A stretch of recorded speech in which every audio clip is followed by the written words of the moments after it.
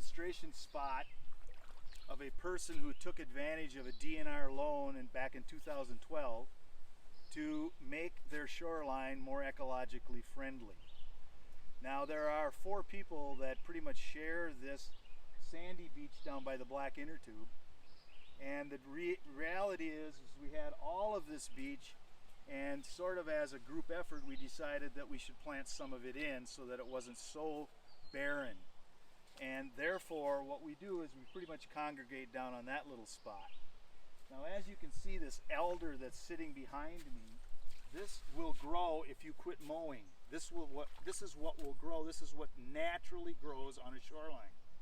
And you might immediately say, well, it's going to block my view from my cabin, and their cabin sits right up here. Well, last spring they cut the alder right down to the dirt, down to the sand, and basically it's grown back again this year. So it doesn't take them long to do that, and basically it preserves his sight lines. He can still sit on the porch there and see perfectly well through the lake. But yet at the same time, he's preventing the erosion of the shoreline. As you can see, he no longer has problems with ice ridges because he's got these vegetative roots in here holding this thing together.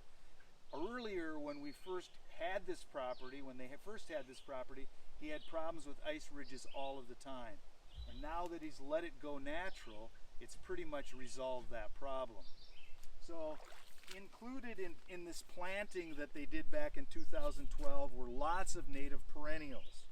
And some of them were black-eyed Susans, blue vervain, Canada anemone, golden Alexander, bergamot, coneflower, yarrow, fireweed, cardinal flower, Joe Pye weed, north bedstraw. He's also got some shrubs down in here that have really woody stems. They're really strong and they can take more of a wind. This direction is northwest, so in the spring we get a lot of that northwest wind, but as you can see, the shoreline is maintaining itself and it's not being eroded back, or he's not losing it. So the question is this possible for a landowner to do in Itasca County? The answer is yes. There is cost share money to do it if that's something that you want to do. And you need to talk to the Soil and Water Conservation Department about that, and the DNR. I mean, those are the 2 organizations that provide that kind of funding source for it. And some people, that's exactly what they would prefer to have done, is to hire a contractor and have them come in and do it.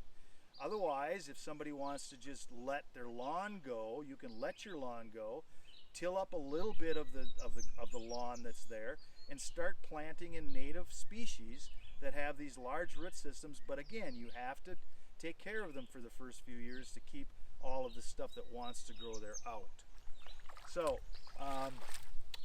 that's about all I got to say about that. In conclusion to this demo site visit that we just completed, Itasca Waters would like to really thank all of the Shoreland advisors who are taking their time to help us with this program, and we would really like to solicit a lot more Itasca County residents to take advantage of the service that Itasca Waters is offering, to try to buy into this idea that we really need to pay close attention to this fragile resource water. The idea that we're presenting is not necessarily expensive, not necessarily very time consuming, but what we really need to do is have buy-in from county residents where they start to think that it's the normal way to have a shoreline rather than to have this coiffured kind of thing that's really not nature related.